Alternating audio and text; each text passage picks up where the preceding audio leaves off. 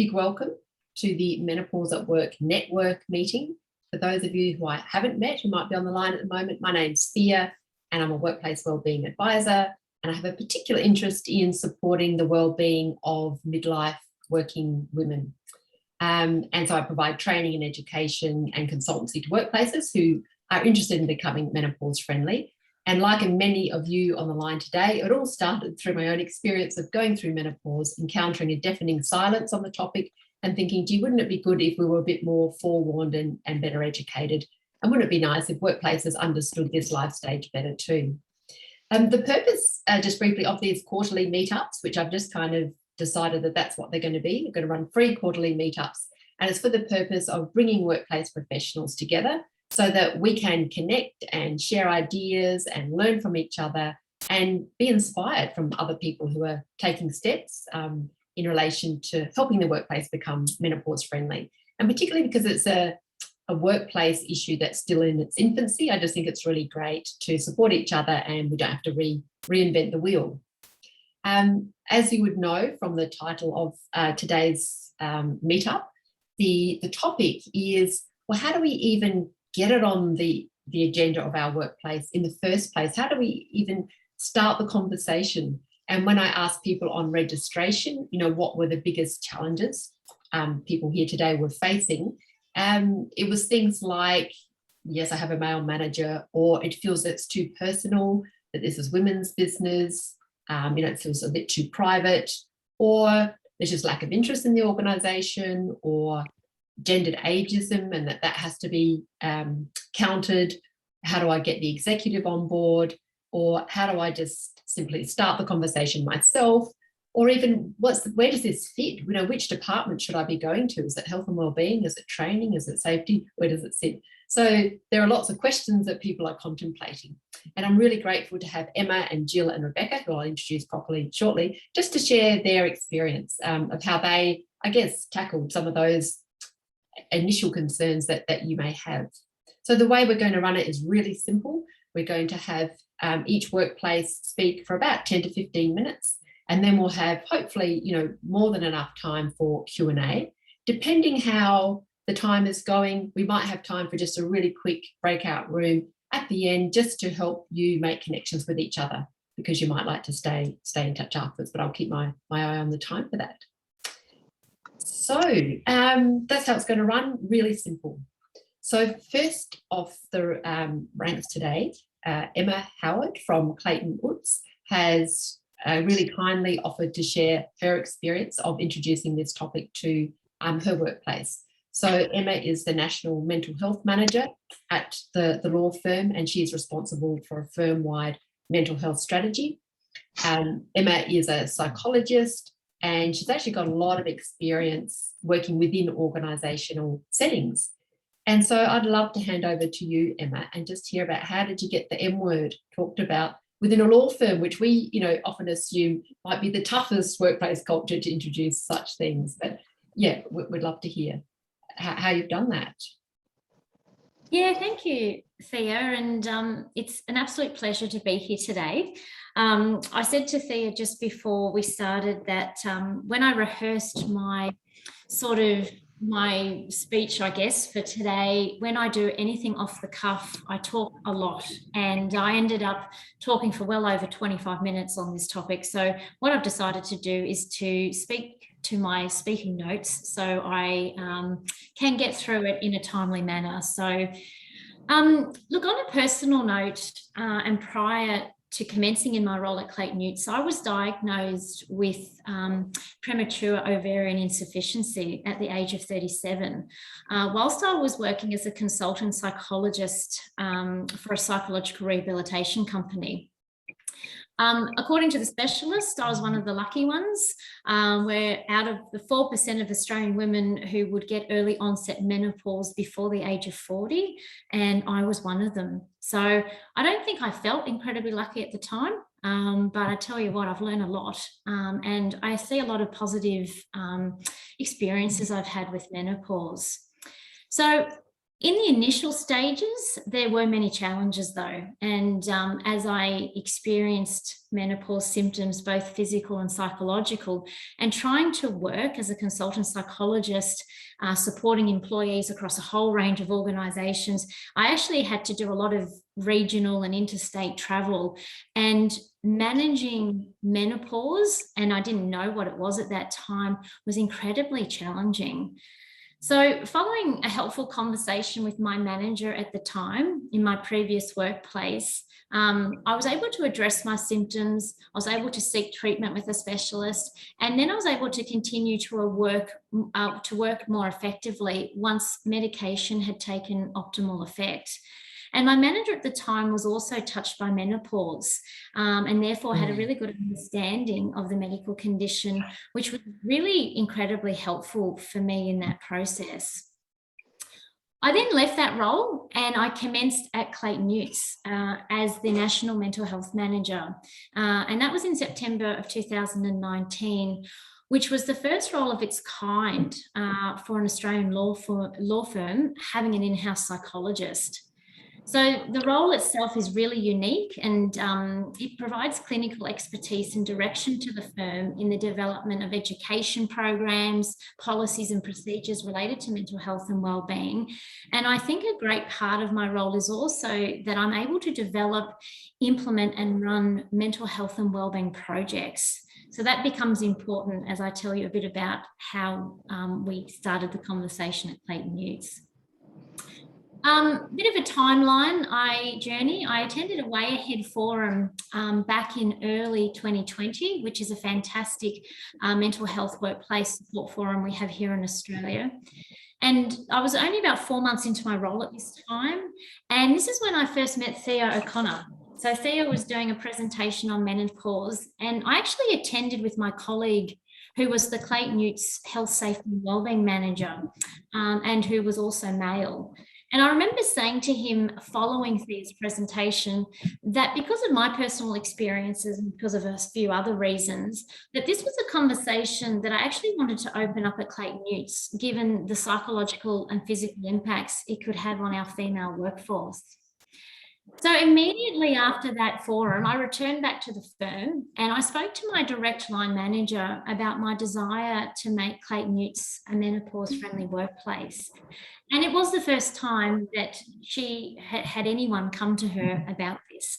And she said to me, look, I think it's something that we should look into, put together a business case. For example, why do we want to do this and how could it positively impact not only our female workforce, but also the business? So I was also asked to sort of float my desire and my ideas with the broader health and wellbeing team to get their first impressions also. So I have a fantastic team at Clayton Utz. We're 6 of us, 5 of us are female. So I think that helped in some way. And the only other male we had was our senior health, safety and wellbeing manager.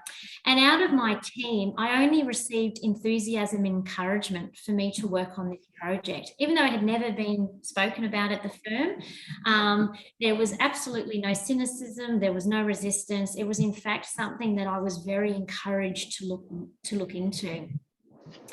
I think part of the success also at Clayton Utz was in my immediate team, I have 2 very senior women.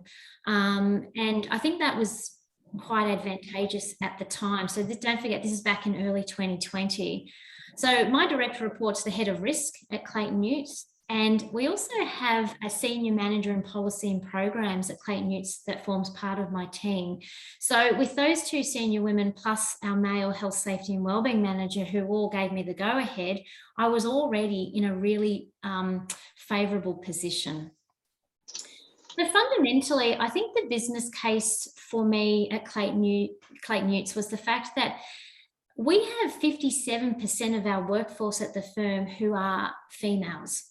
So we have more females than we do males in our law firm. And so for me, it was important for us to open up conversations and to talk about menopause at work as being normal as natural as talking about maternity leave, or indeed any other life stage or health condition that would benefit from workplace support.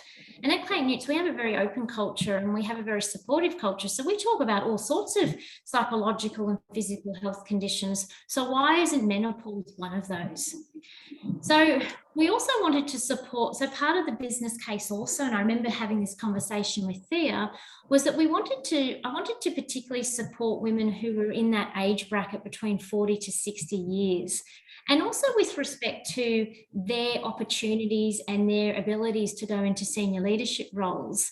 Because as we sadly know, and many of us would attest to this, across many organisations, women tend to not take on these senior leadership roles given the emotional and physical impacts menopause can have on their productivity, on their focus and energy, on their confidence levels, their self-worth, and also their self-efficacy.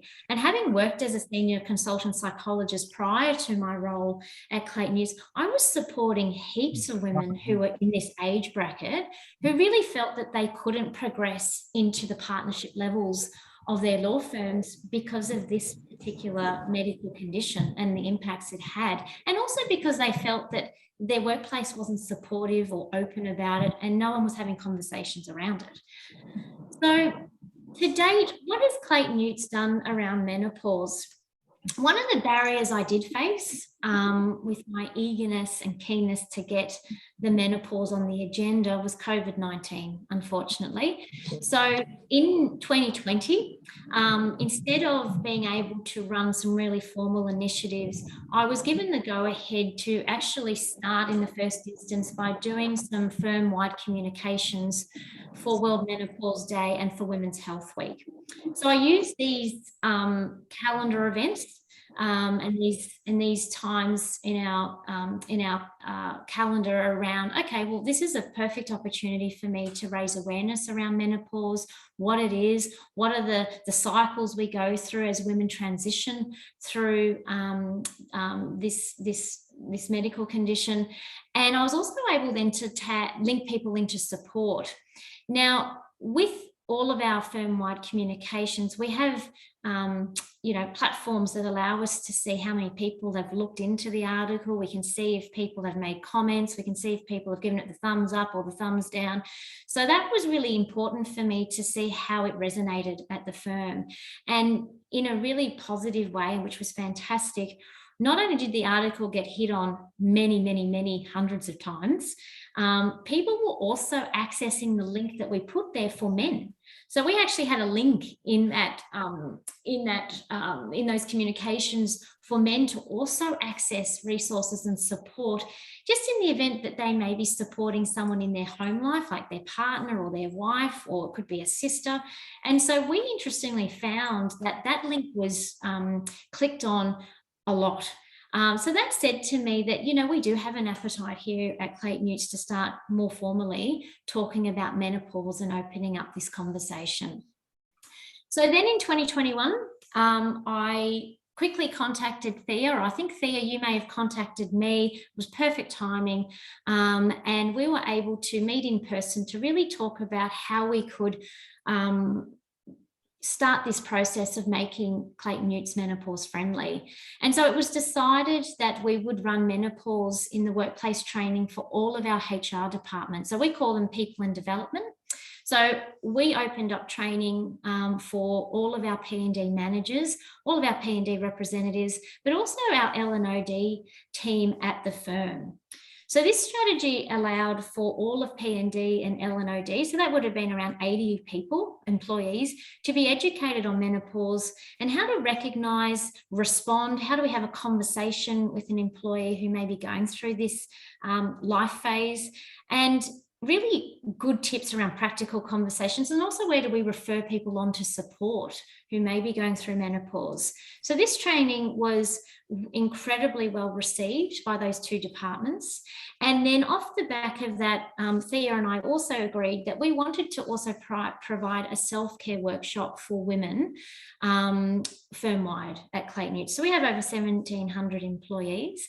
And so we offered this firm-wide workshop to all all of our female partners and employees. Now, we didn't not include men in that. Men were able to also join that session, but interestingly, and probably not surprisingly, we didn't have any males join that session.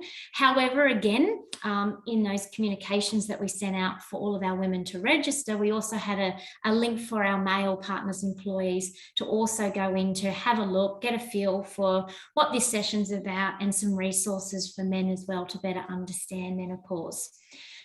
So out of those two training sessions that we ran, we had over 80 female partners and employees join that self-care workshop, and we got absolutely fantastic feedback and really specific feedback around, okay, this is a great initiative. How now are we going to involve men in this conversation?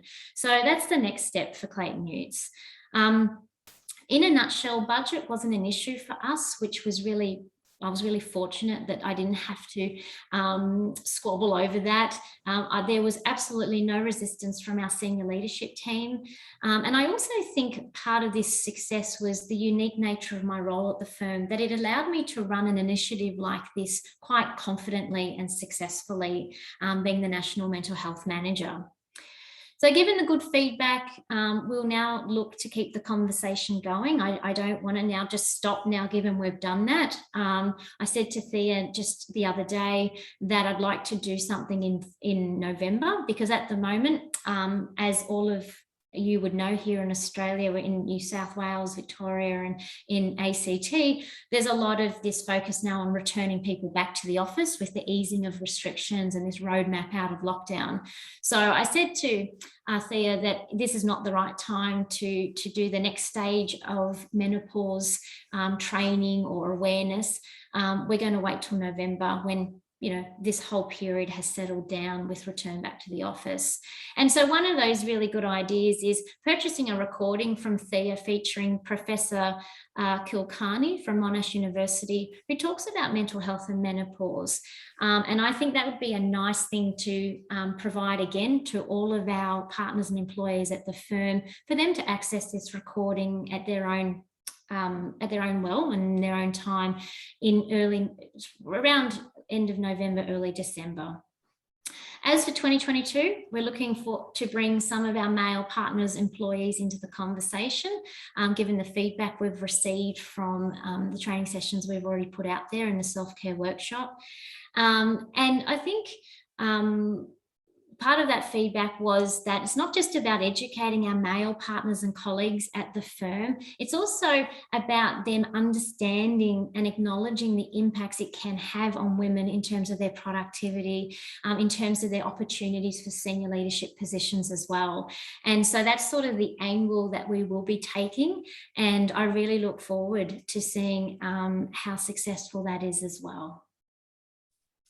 That was a brilliant use of your time. Thank you so much, Emma. You packed heaps into that, and I hope people are taking notes. And if you've got a top of mind question you'd like to ask Emma, capture it now on a piece of paper, because we'll have questions afterwards. But thank you. That was very information dense, which is fantastic. Thank you for that. Really appreciate it. My pleasure. Yeah. So now we're going to hear from a very different company, Melbourne Water. And we've got two people who are going to share the airspace. So there'll be Jill Sears, who's the Manager of Inclusion and Diversity. And she's got quite a very strong record in this space, spanning many years. And I learned just recently that she's also got a Masters of Workplace and Employment Law as well, just to add to all of her credentials. And we'll also have Rebecca Clancy, who's a senior officer when it comes to assessing some of their development applications. And she's been with Melbourne Water for about 11 years, and Jill has been there for about just over 4 years, I believe. So I'm going to hand over to you two at the moment, and I'm also just going to make sure we get you on the big screen. Right. So just give me a moment to do that. Thanks, Thea. Yeah, it's fantastic to be here. Beck and I caught up this morning and talked a little bit about how we might approach this, and we've agreed that that Beck's going to start the story, because really she was the instigator of much of what we've done to date. Mm-hmm. And so to start at the very beginning, it makes sense to go to Beck first of all. So I'll hand over to you, Beck. Great. Thanks, Jill. Hi, everybody. Yeah, very excited to be here today. So basically, my story starts off when I must have been about 46, and I was just wondering what the hell is going on. I can't function at work. I was feeling overwhelmed. I'd crunched the numbers with my hubby to go, look, I just think I need to maybe consider taking some time out of work, and financially just thought, yeah, we can do it. And then a friend turned around and said, you're not perimenopausal, are you? I'm like, what? What is that word? I've never heard of it before. So that was my introduction to perimenopause and menopause, really. But when I did a little bit of research, I soon discovered the impacts it could have on women. Unbeknownst to me, I just realised that women are really silent in this this time of life, and I just thought this is crazy. I need to, start beating the drum and making some noise about it, because I nearly left a job that I really enjoy, working with people that I get along extremely well with, and yeah, it was all down to not really understanding where I was in life. So it really started off, I was actually part of a safety working group where we were promoting the use of various platforms to get safety messages out. And the business actually took on Workplace as a platform for internal communications. And we had set out a calendar of events that we wanted to do throughout the year, and May happened to be Wellbeing Month. So put to the task of sharing some personal stories about people's mental health and well-being. And I opted to share my story about my perimenopause journey and what it had meant to me. From that, obviously, when I wrote the piece, I thought, oh, this might actually generate some conversation in the workplace. So I better speak to my team leader about that in case he gets approached. So I did that, and he gave me all the support that I needed for that. So I had gathered a lot of information to support my story and posted that up on Workplace. And yeah, unbeknownst to me, we're an organisation of about 1,200 employees, had about 600 likes on that post. And I had numerous men approach me to talk to me about it, going, oh, I think my partner's going through this, or Beck, are you okay? Like, is there anything I can do to support?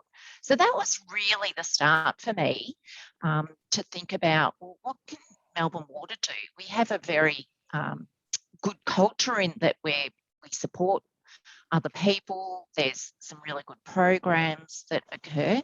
So I knew that there was room to move and get some information out there. So from there, I really thought, right, I needed to get some more information on this. I needed to ensure that they were, it was credible information, it was sourced from credible sources, and so on. And then I sort of did a bit of a scatter approach, because I think, yeah, as I heard Thea saying before, some people going, well, not quite sure what bucket this sits in. So then I approached our safety and wellbeing team and sort of got some endorsement from them to set up a workplace support group for perimenopause and menopause in the workplace, with the intention of keeping it very workplace focused on how women would managing and what support strategies they're using in the workplace.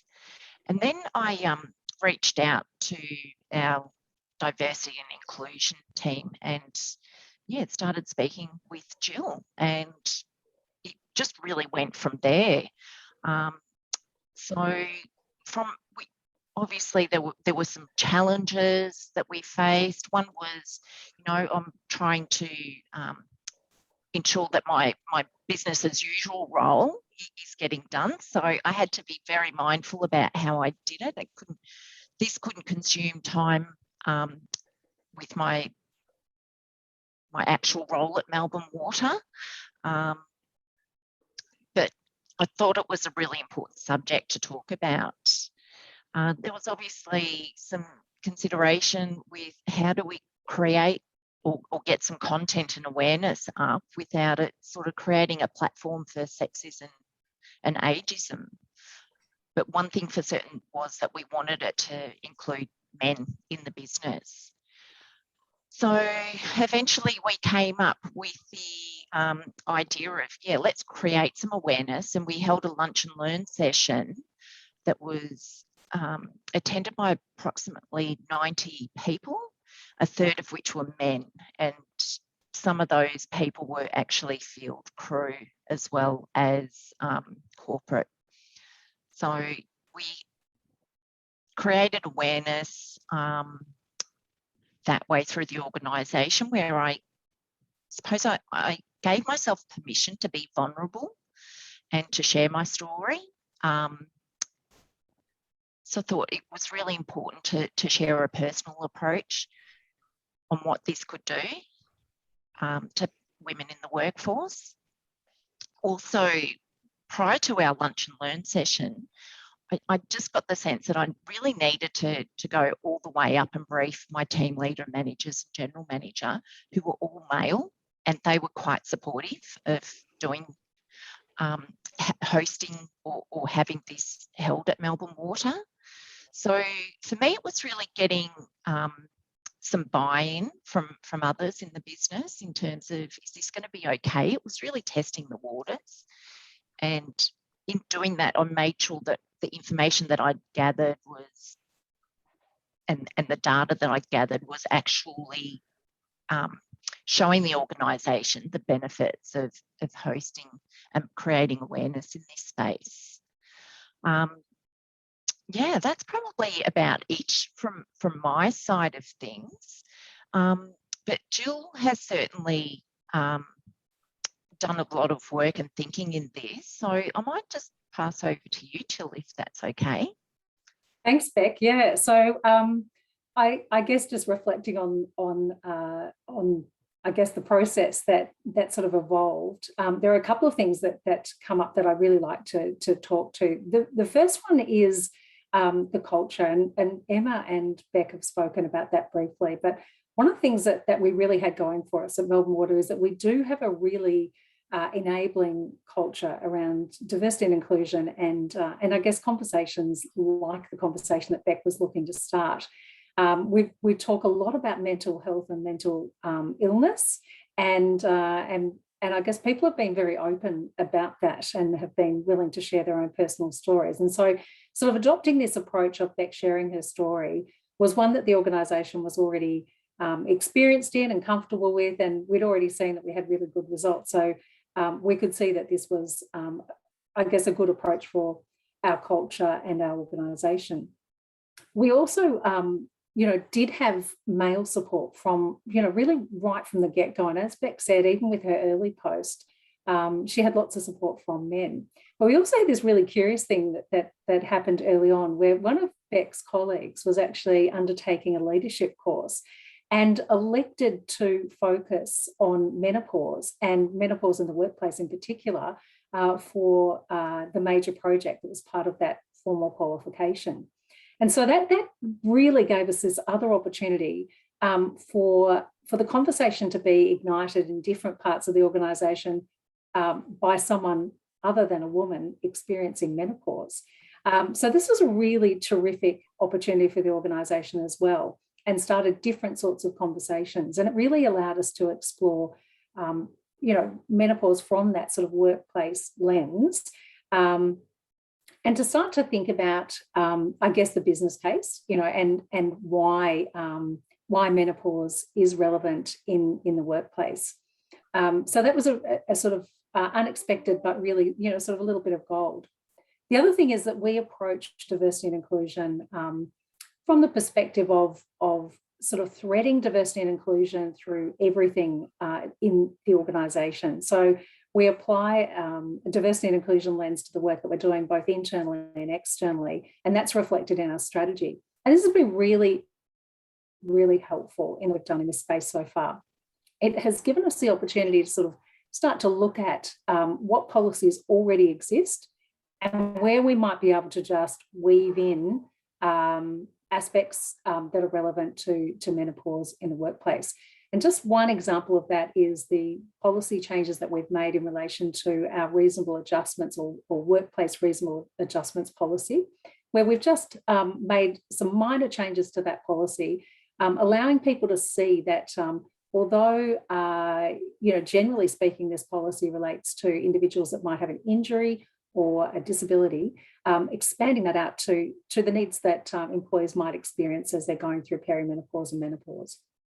So a really simple thing to do, not needing to create sort of anything new or different, but just embedding it in there and starting to integrate that into the conversations that we're having around reasonable adjustments and the sorts of things that we can do for employees to support them where they might need some changes and some flexibility, perhaps.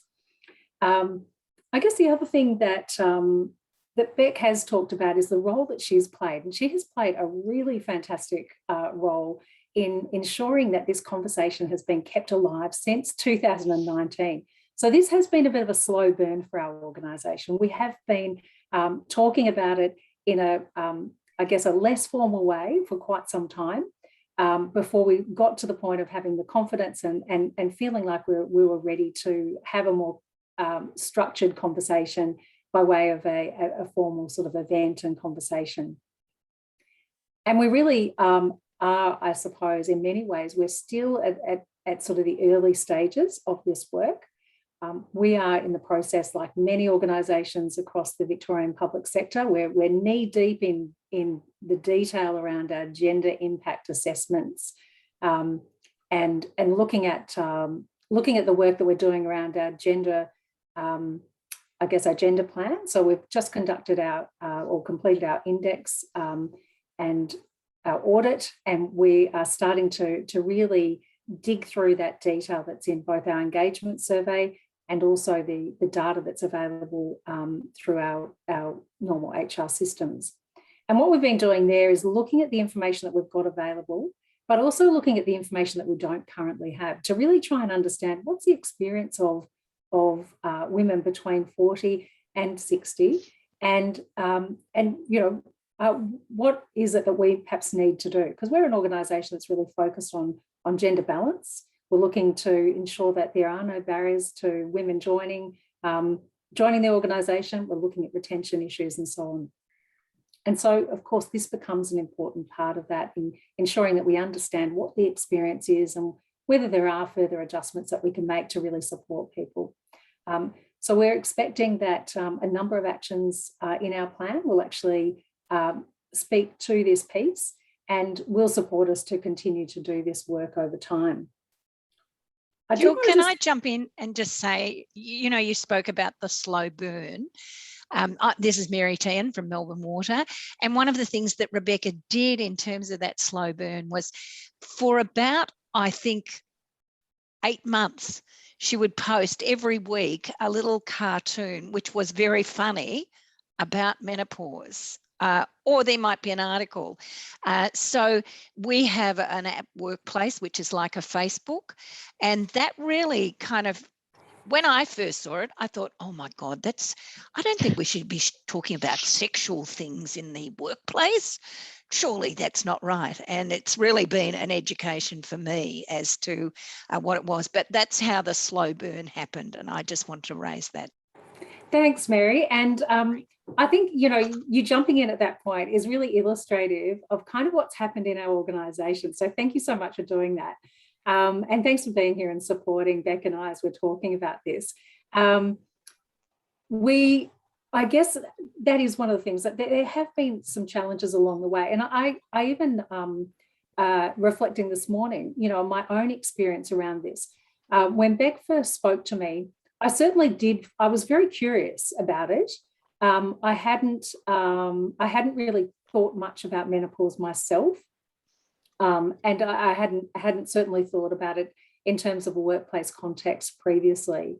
And so when she sort of raised the topic initially, and when Mark, our colleague, came to us and talked to us about his assignment, again, sort of my curiosity was really piqued, but I was also feeling quite quite cautious. I've worked in diversity and inclusion for quite some time, and I've spent a lot of time in my career focused on inclusion of women, but also women with a disability, women from culturally diverse backgrounds, and so on. And that intersectional aspect can really result in significant disadvantage being experienced and barriers and so on. And so I was cautious, and I could well imagine having the conversation with other women and them saying to me, stop, Jill, don't talk about this. I've worked so hard to overcome, the perceptions that people have of me as a woman, someone who is going to go off and have children and so on. And even myself, I remember at a point in my career, I had 2 small children, and I remember having a conversation with an employer about a potential role, and I did not mention the fact that I was a parent. And so I thought, wow, this could really, result in people feeling quite anxious about this conversation. And so, I had to really get my head around that myself and ensure that I had a really good understanding of what the business case was as I started to have those conversations with others across the business. And I certainly did hear both curiosity and caution as I had those conversations. I think that sort of covers most of the things that I wanted to talk about. I'm sure that there's lots of questions and some additional information that we can share. There is actually perhaps one more thing I should say. I did want to talk a little bit about us being a learning organisation and the approach that we had adopted that really reflects that sort of approach to the work that we do. And that is just the way that we collected information. I did tap into an earlier session that Thea hosted, similar to today's session. And I also, and I know Beck and Mark also have done a number of these things as well, just making sure that we really understood what the data really tells us and what other organisations doing. There's some awesome work happening across many workplaces, some really good work that's actually creating inclusion. And of course, in the UK, they do seem to be sort of leading the way over there. So we took the opportunity. Mark organised for us to catch up with Julie Dennis, who's doing some great work over in the UK. And we certainly have learned a lot from others along the way. And I think that's possibly part of the opportunity that is here for all of us, regardless of what stage we're at. We really can learn a lot from each other. So just really want to call that out and thank those. I know there's a couple of people on the call that I have had conversations with, so just want to acknowledge the sharing and the learning that I've had access to as well. So thank you. That's brilliant. Thank you so much, Jill and Rebecca. And it was really great to get both of your perspectives. That was, definitely really helpful. And ditto, I've learned a lot from the UK experience as well. And they've been very generous in sharing their experience. So it's like, we can continue to do that ourselves. So I'm just going to put all 3 of you just on the main video here. Beautiful. And then I'm just going to keep an eye out on the participant list. So if you have a question, please just pop your hand up or a comment. We would love to hear from you. But just as a few of the 2 most simple things that stood out for me is like, how do you take that initial first step? I just love the simplicity of you put up a post and you track response. Like both of you actually spoke about that. How simple is that? You just got to make sure you've got the data analytics there so you can monitor it. So I love the simplicity of that. And there was also just the fact of how do you start the conversation? One brave woman speaks up. Rebecca, you said, I feel like I need to beat the drum. And that's also what you did, Emma, as well. And I'm so glad that you met with a positive response. But so this is your time to think about your own workplace and any challenges that you might be facing. Has anyone got a question that they'd like to put to our panel or a comment they'd like to make? While people are pondering that, I've got one question. So for Melbourne Water, when you did run the Lunch and Learn, and you said 1/3 of them were men and quite a few of them were the men out in the field. So did you actively approach men to get that happening? Like, was that a conscious intent of yours and you actually did something about it? Or is that just what happened organically? There was a deliberate sort of approach to that. Reaching out to networks in the business was certainly something that I had done. And we also have an amazing woman, Mary Claire, in our natural resources cruise team, who just advocates a lot for women's health in the workplace. And she assisted in that also. So yeah, I think some of it was, you've got to trust yourself that you've got credibility in the organisation. So reach out to your networks, be it male and female, and yeah, get them on board, and they help promote it, definitely. Absolutely. And I think actually, we all love to be invited to something. And so just inviting a couple of men across the business, particularly those that were leading teams where there are a significant number of women, was a strategy that we used. And I think also having a male actually host the event was really helpful, because it really did signal to everyone, everyone's welcome. Both Beck and Mark hosted that initial session, and I think that's helpful. And I also think that sets us up for success in the future. Actually people going back into the workplace and talking about it. And we did really encourage people to do that. And that was certainly something that we have heard back from people, that those conversations have continued. Great. Just seeing one comment in the chat box here. Although we have a caring organisation, when our menopause at work policy was communicated, there hasn't been a lot of traction, unfortunately. Has anyone got a comment or response to that in any way? Yeah, look, I think in terms of a policy, generally speaking, when we launch any sort of policy, we don't get a huge sort of response, except if there is a particular, cohort of individuals who feel like they've suddenly benefited from it. And one example for us is recently we made a very minor change to our parental leave policy to remove a barrier that was an unintended barrier. And those that were impacted by that barrier certainly were very vocal in expressing their appreciation. But that would be sort of an unusual thing in my experience. So I wouldn't be deterred by that. I think the fact that you've got the policy there, and it's an enabler for those who need it, and when they go looking for it, they'll see it and they'll be delighted. Oh, thank you. Thanks. I think Mary was going to add something. Yeah, I was going to say, look, policies very rarely get much comment. It's really what you do with that. And I think one of the things that Beck and Jill both did was that they got a cohort of people together.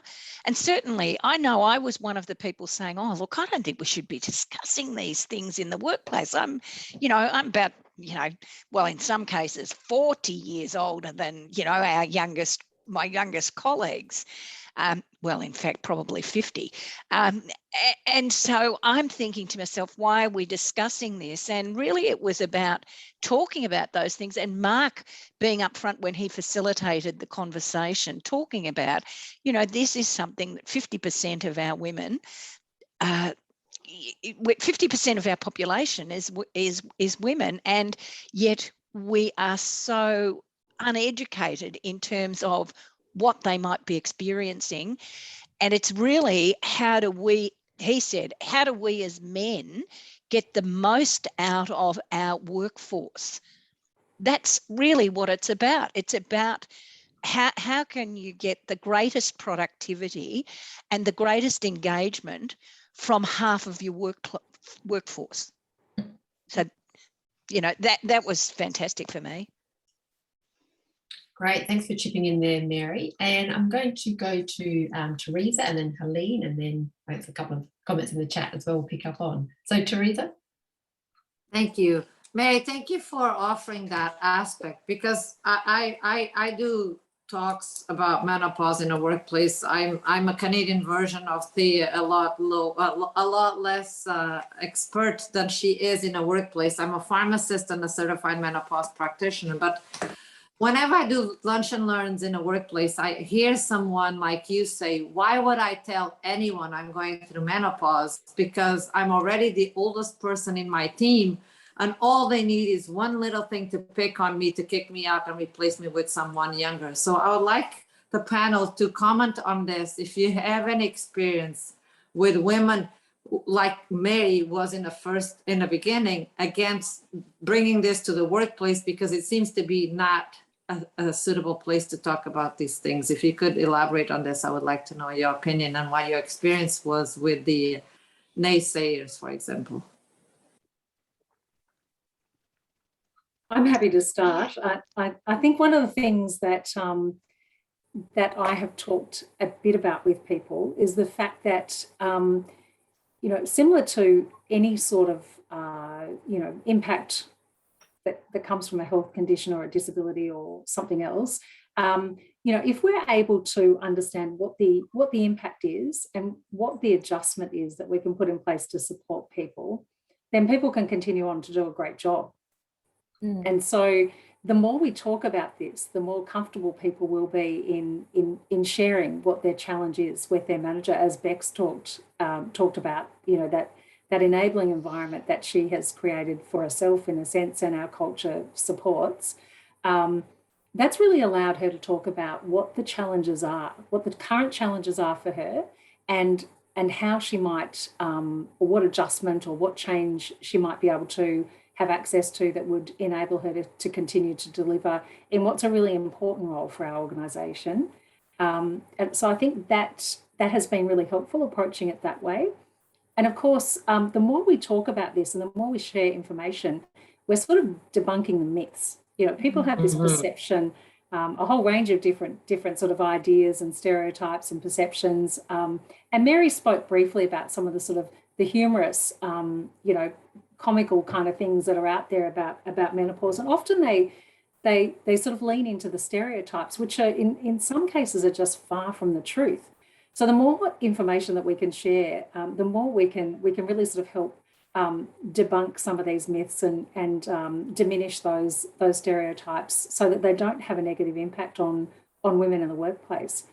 I also think it's about picking up on what you said, Emma, which is, you know, menopause isn't necessarily an old lady's issue. It's about educating ourselves about our bodies, because and this is for both men and women. You know, that menopause can in fact impact people in their 30s, and it's critically important that people start to understand, how do our bodies work? You know, traditionally, we haven't talked about health and preventative issues, and we have put the menopause conversation into the mix about talking about good health. You know, it's one of the things. So we talk about, we had a cancer campaign, and people are saying, now I understand how health and well-being fit in. So it's made the conversation go a little easier. Would you agree with that, Beck? Yeah, look, definitely. I think for me, obviously I had my own personal struggles initially with it, but when I thought of it a bit more broader, I thought, well, what's the impact to the business? What are our demographics in the business? And if there's people within the business that are struggling, like I was, I just sort of think, how many senior women who are at the top of their game are leaving organisations? I just thought that was really scary. So there's almost, I felt, an obligation for businesses to prepare themselves for that and to keep the skill set and retention, or to attract talent as well in that. Right. Did you? It's a really good point. As we sort of step into this next phase, you know, post-COVID, where there is going to be an absolute war on talent. This really, you know, from I guess that sort of looking at it from that business perspective, this really does give organisations an opportunity to have that edge. Thanks. Did you have a final comment, Emma? Right. Yeah, look, I was going to say, you know, I feel that 10 years ago, we weren't talking about mental health in the workplace. We were scared to talk about our mental health struggles, but we were very comfortable in talking about our physical health issues, and physical injuries were easily addressed and supported in the workplace. So we've now seen this really fantastic shift now, where we have cultures in the workplace where we talk a lot about mental health and how many of us struggle from mental health related concerns. And So I think when we talk about menopause, this is something that now organisations are now starting to talk about. So I think we have to be patient. I think we frame this as being no different to any other medical condition, or because it has the psychological and the physiological impacts. So I think framing it that way, it's no different to any other conversation we might have at the workplace. Culture plays a big role here. And I think also that supportive leadership and that peer-to-peer support as well is crucial. So having leaders who are comfortable in having these conversations, who are equipped to have these conversations, who are confident and competent in doing so is really important. And then the peer-to-peer support. So if everyone's talking about it, then I think that's another way we can reduce the stigma around menopause. So for me at Clayton Utz, this is no different to any other health-related issue that we've been tackling for the last 5 years or 10 years in that instance. And as Mary said, there's a strong link between our physical and our mental health. And so why has it taken us so long to start talking about our mental health struggles? So I think it's just one of those things where we have to be patient. There is momentum, but I think being vulnerable and sharing our stories. I mean, I was a classic case. I mean, at 37, to think that I was going through that at that time was so shocking. But it really forced me to think, what's the other 4% of young women going through this? And then at Clayton Utz, we have 57% of our workforce is female. So there are many of our females at Clayton Utz who are going through this life stage. And how do we best support them? And I think we just address it incredibly informally, and keep the conversation going and really use that peer-to-peer support and the supportive leadership mechanisms as well. Great, thank you, Emma. Yeah, and I always look to what did the mental health people do when they were in the early days of challenging the stigma, and it came down to documenting the cost of the silence, the cost of not supporting women, and there's a cost of personal and organisational well-being there. Yeah. I want to flick to Helene. You've had your hand up for a while there, Helene. I have. I've just realised it's just stayed up there. Do you want it to be up? I do want it to be up. Look, mine is just to reinforce exactly what everybody's been talking about, but in particular, it's probably tying in where Emma has spoken, and Jill and Rebecca and Mary from Melbourne Water. So I don't want to make it all of a Melbourne Water speech, but I think that it's really important that we go back to exactly what everybody has said is about life stages. So it's that communication on where we are. So if we don't have conversations about menopause, if we don't have conversations about menopause, not only in our workplace, but to our mothers, to our sisters, to husbands and partners, then we don't bring it out into the fore, into the community as well. Like my mum went through menopause when she was 23. So completely different to a lot of different people. And I was like, oh, how did you go? How long did it go for? Having those conversations. Who's at your home? Who's supporting you? Are you by yourself? Do you have a partner? All of those, and Melbourne Water have been amazing. I don't know if I'm going through perimenopause or if I'm not. I haven't checked, to be perfectly honest, but I've said with my bandwidth, with my boss, that I've been able to have that open, transparent conversation of, I might have to reduce my workload a little bit. I'm getting a little bit tired, or whatever it is. I think it's just reinforcing the mental and then the physical, and having those open conversations and putting it out there. And that's really, I think, where we are getting that traction and that success, and having the patience to push through with it for men's and women's health, I think. There we go.